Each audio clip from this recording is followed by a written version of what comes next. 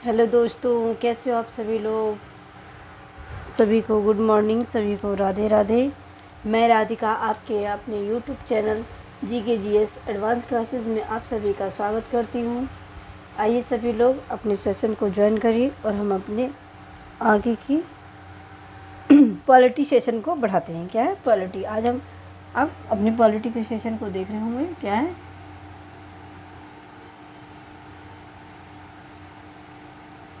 तो पॉलिटी, ठीक। तो पॉलिटी में हमारा कहाँ तक हो गया था? हमने उनकी निर्वाचन पद्धति तक देख ली थी, उनके कार्यकाल देख लिए थे राष्ट्रपति के। राष्ट्रपति इसके कार्यकाल के आगे है हमारा।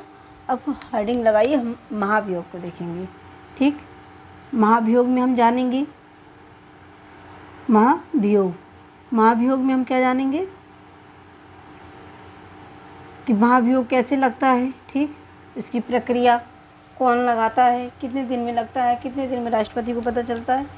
ठीक, ये किसे अपना त्यागपत्र देते हैं, सारा कुछ डिटेल में जानेंगे। तो आइए इसमें हम अपने आगे के सेशन को बढ़ाते हैं। तो महाभियोग, सबसे पहले तो ये देखिए कि महाभियोग शब्द का प्रयोग कब हुआ। ठीक, तो महाभियोग शब्द का जो प्रयोग है हमारे आर्टिकल क्या है 56 में है। किसमें? 56 में। और जो महाभियोग की हमारी प्रक्रिया है वो आर्टिकल 61 में है। किसमें? दोनों को याद रखिएगा, बारीकी से अंतर है थोड़ा सा, तो देखिएगा आप। क्या है महाभियोग शब्द का प्रयोग? देखिए, लिखते जाइए नहीं तो कंफ्यूज हो जाएंगे। कह रहे हैं महाभियोग शब्द का प्रयोग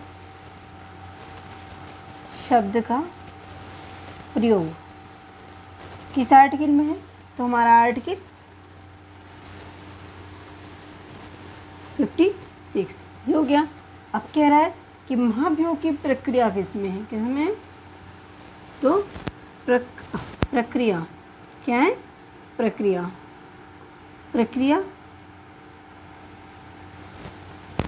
महाभियोग की प्रक्रिया। ठीक, पूरा आप लिख लीजिएगा। क्या है? आर्टिकल 61 में। कौन से आर्टिकल? 61 में। तो ये हो गया हमारा।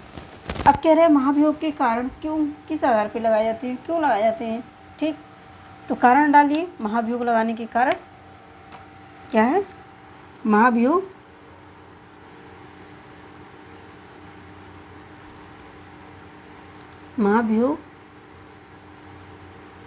के कारण या आधार, कुछ भी। ठीक, अब क्या कह रहे हैं कि अगर राष्ट्रपति क्या है संविधान का उल्लंघन करेंगे। कैसे? संविधान का उल्लंघन करने पर क्या है? राष्ट्रपति अगर संविधान का क्या करेंगे? संविधान उल्लंघन करने पर, संविधान उल्लंघन करने पर, ये हो गया हमारा। ठीक, और कह रहा है कि राष्ट्रपति की प्रक्रिया क्या है? वो राष्ट्रपति के महाभियोग की प्रक्रिया किसी भी सदन से स्टार्ट हो सकती है, चाहे वो निम्न सदन हो, चाहे उच्च सदन, मतलब चाहे राज्यसभा हो, चाहे हमारी लोकसभा हो। तो क्या है कि महाभियोग की प्रक्रिया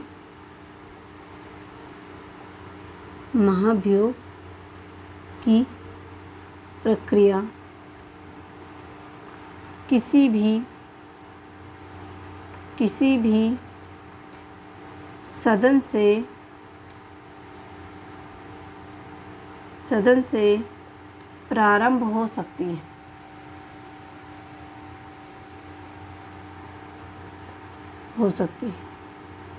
ठीक है, कुछ कंडीशन होंगी।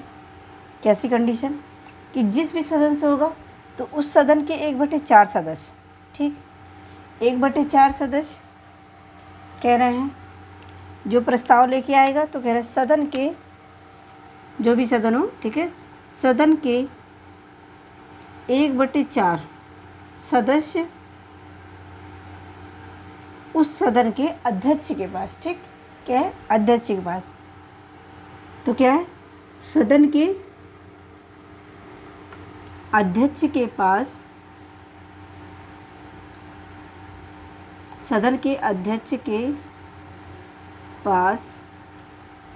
क्या है?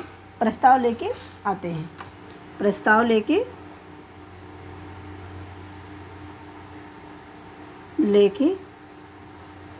आते हैं।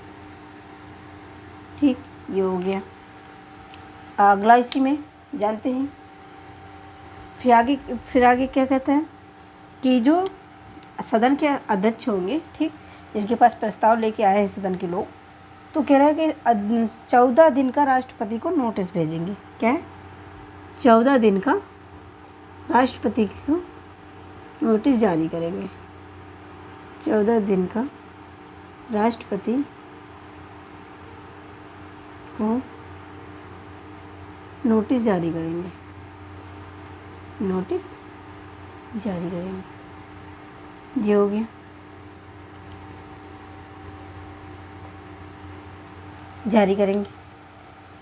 और ये कैसी प्रक्रिया है? तो लिख लीजिए, यह एक अर्ध न्यायिक प्रक्रिया है। यह एक अर्ध न्यायिक प्रक्रिया है। अर्ध न्यायिक प्रक्रिया है। ठीक, और क्या है? 14 दिन के बाद जहाँ से प्रक्रिया शुरू हुई हमारी, ठीक, क्या है कि जहाँ से प्रक्रिया शुरू हुई वहाँ के सदन से, लिख लीजिए, जहाँ से प्रक्रिया शुरू हुई, जिस भी सदन से जहाँ से प्रक्रिया प्रारंभ हुई, वहाँ के जो सदस्य होंगे, तो जहाँ से प्रारंभ, उस सदन के कितने? तो कुल 2/3 सदस्य। कितने? 2/3 सदस्य। कितना? 2/3 सदस्य अगर प्रस्ताव को पारित कर देंगे। क्या है? अगर प्रस्ताव को पारित कर देंगे, अगर प्रस्ताव को पारित कर देंगे, पारित कर देंगे, अगर प्रस्ताव को पारित कर देंगे तो प्रक्रिया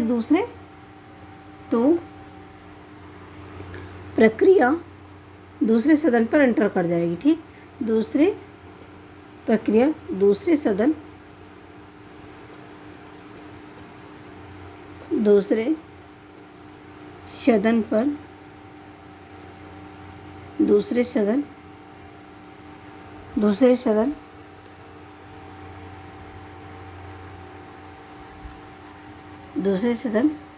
में चली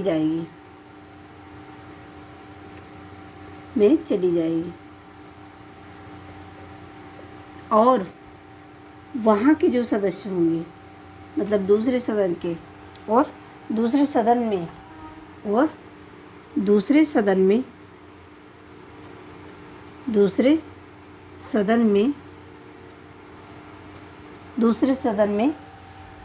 कितने? दूसरे सदन में 2/3, ठीक, 2/3 कुल बहुमत से पारित होता है। अगर कुल बहुमत से पारित हो गया तो राष्ट्रपति को अपना पद छोड़ना पड़ेगा। क्या है? तो राष्ट्रपति को अपना तुरंत पद से हटा हुआ मान लेंगे या फिर वो अपना पद छोड़ देंगे। तो ये होती है प्रक्रिया। पहले सदन में जाएगा तो ठीक, पहले जब जाएगा तो 1/4 सदस्य लेके जाएंगे, और जब वहाँ पर पारित होगा पहले ही सदन पे जब लेके आए हैं तो दो कुल सदस्यों का कितना? 2/3 वोट होना चाहिए। फिर इसके बाद जब इसमें पारित हो गया फर्स्ट में, तो फिर दूसरे में सेकंड सदन में जाएगा, ठीक, सेकंड सदन में जाएगा तो वहाँ भी कितने? 2/3 सदस्यों भी का वोट होना चाहिए। तो फिर ये महाभियोग प्रक्रिया पारित मतलब मान ली जाएगी कि हमारा राष्ट्रपति महाभियोग से हटाया जा चुका है। ठीक, ये हो गया। और नोट में कुछ लिख लीजिए। नोट में जैसे कह रहे जो दूसरे सदन पे जब जाएगा ना, तो दूसरा सदन उसको क्या कहते हैं? उसे जांच सदन कह देते हैं। क्या कहते हैं?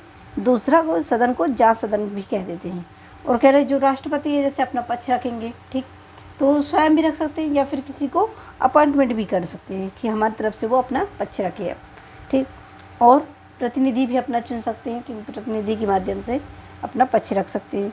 और दूसरा अगला ये कह रहे जो 2/3 सदस्य होंगे तो मनोनीत भी हो सकते हैं और निर्वाचित भी हो सकते हैं, दोनों हो सकते हैं, ठीक।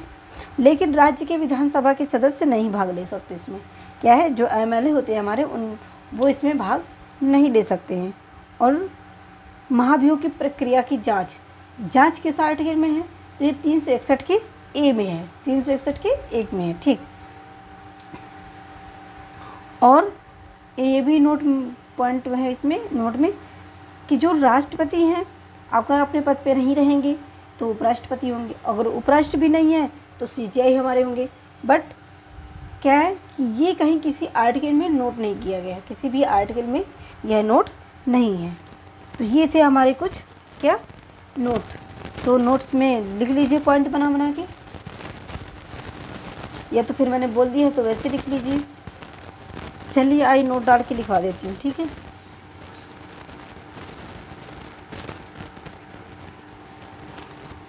क्या है, दूसरे सदन को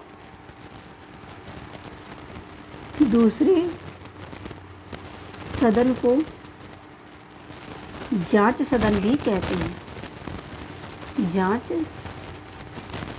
सदन भी कहते हैं, ओके। दूसरा पॉइंट हमारा क्या था, तो राष्ट्रपति स्वयं अपना प्रतिनिधित्व कर सकते हैं या कोई प्रतिनिधि चुन सकते हैं। तो राष्ट्रपति स्वयं या अपने प्रतिनिधि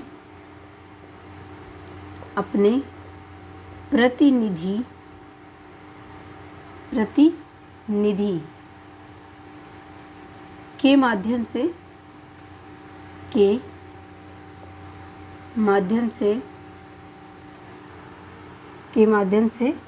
प्रस्ताव या फिर माध्यम से अपना पक्ष रख सकते हैं, माध्यम से अपना पक्ष रख सकते हैं। ये हो गया हमारा, ठीक। अब अगला क्या था मेरा, अगला क्या बताया था मैंने कि जो 2/3 कुल सदस्यों की संख्या होगी, सदस्यों की संख्या जो सदन में होगी, जो पारित हुए थे, तो वो क्या होंगे, मनोनीत प्लस निर्वाचित। क्या होंगे, मनोनीत प्लस निर्वाचित दोनों होंगे।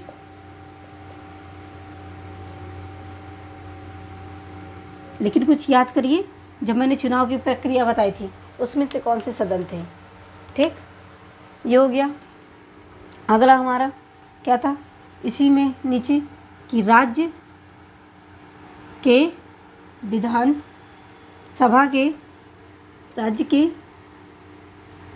विधानसभा के एमएलए भाग नहीं लेंगे इसमें। ये हो गया, ठीक। और क्या मैं अगला क्या था कि महाभियोग की प्रक्रिया, महाभियोग जांच की प्रक्रिया, महाभियोग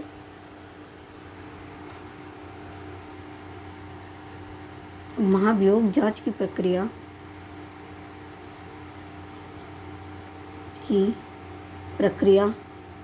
आर्टिकल 361 के 1 में है, ठीक। ये हो गया हमारा।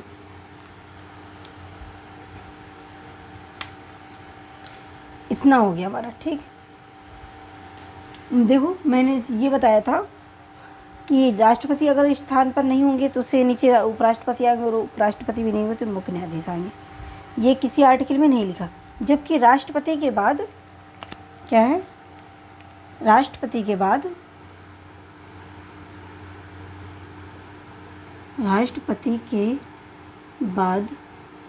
पद पर राष्ट्रपति के बाद उनके पद पर लिख लीजिए, उनके पद पर उपराष्ट्रपति होंगे ऐसा किसमें, तो आर्टिकल हमारे किसमें 66, किस आर्टिकल में, आर्टिकल 66 में लिखा हुआ है। किसमें लिखा है, आर्टिकल 66 में लिखा है। ये हो गया हमारा। अब अगला है कह रहा है राष्ट्रपति, ठीक, क्या है, राष्ट्रपति के बाद उपराष्ट्रपति और उपराष्ट्रपति के बाद मुख्य न्यायाधीश पद पर आसीन होंगे, ठीक, पद पर आसीन होंगे। तो ये क्या है, पद पर होंगे ऐसा कब, क्या है, 1969 में, कब तो 1969 के अधिनियम में जोड़ा गया है, के अधिनियम में नियम में जोड़ा गया है, जोड़ा गया, ठीक, ये हो गया। ये अधिनियम के द्वारा जोड़ा गया है। अब कह रहा है जैसे कि राष्ट्रपति हैं, किससे त्यागपत्र देंगे, क्योंकि भाई वो सबसे ऊंचे पोस्ट में है, लेकिन किसी न किसी को तो अपना त्यागपत्र देंगे। तो कह रहे हैं राष्ट्रपति अपना त्यागपत्र किसको देते हैं, तो राष्ट्रपति को त्यागपत्र देना है तो वो किसे, उपराष्ट्रपति को देंगे। किसे, छोटी एग्ज़ामों में तो यही होता है कि राष्ट्रपति अपना त्यागपत्र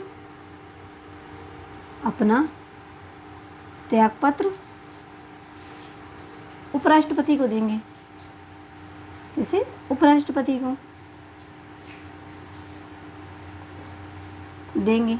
बट अगर मान लो उसी समय उपराष्ट्रपति देश में नहीं है, बाहर हैं, तो किसे देंगे, तो हमारे राष्ट्रपति हमारे क्या करेंगे कि एक कॉपी कहाँ, सचिवालय में देंगे। कहाँ, उस समय राष्ट्रपति एक कॉपी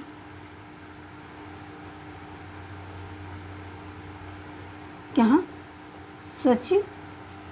सचिवालय में देंगे, ठीक, सचिवालय में देंगे।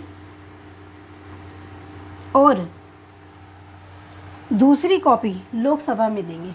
हाँ, और दूसरी कॉपी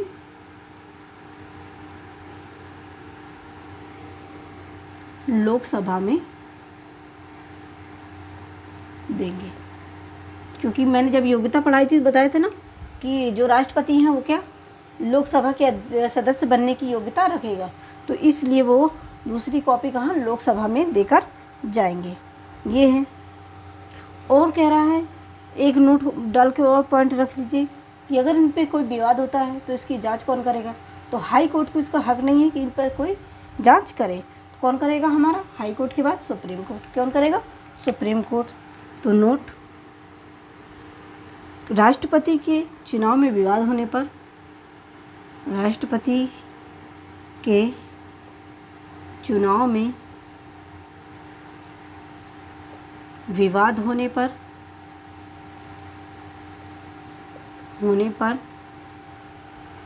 सुनवाई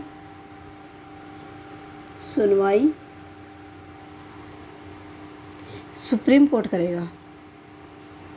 सुप्रीम कोर्ट करे, ठीक है, सुप्रीम कोर्ट करेगा।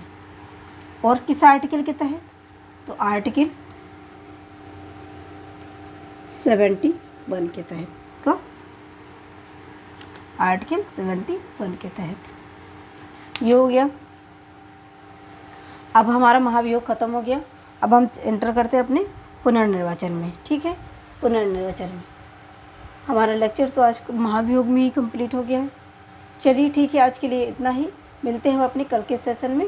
ठीक है, bye bye and take care. Channel को सब्सक्राइब करिएगा और बच्चों के साथ शेयर करिएगा। धन्यवाद।